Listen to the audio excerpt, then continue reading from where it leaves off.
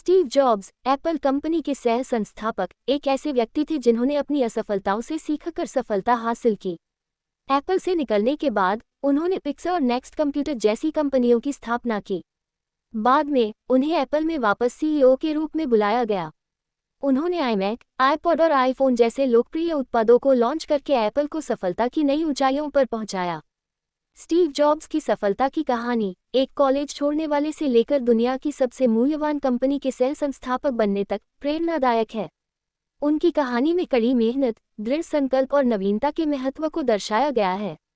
शुरुआती जीवन और शिक्षा। स्टीवन पॉल स्टीव जॉब्स का जन्म 24 फरवरी 1955 को सैन फ्रांसिस्को, कैलिफोर्निया में हुआ था।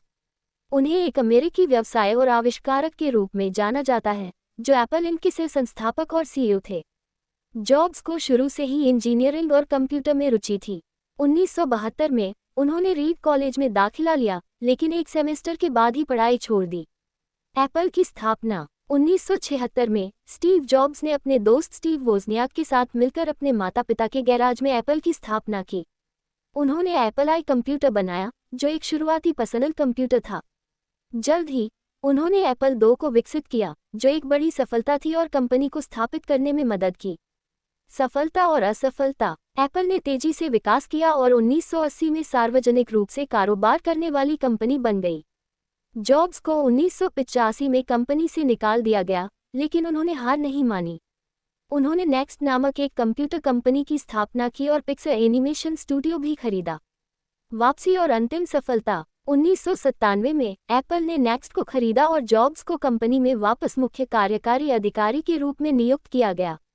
जॉब्स ने एप्पल को पुनर्जीवित किया और आईमैक, आईपॉड, आईफोन और आईपैड जैसे क्रांतिकारी उत्पादों को लॉन्च किया।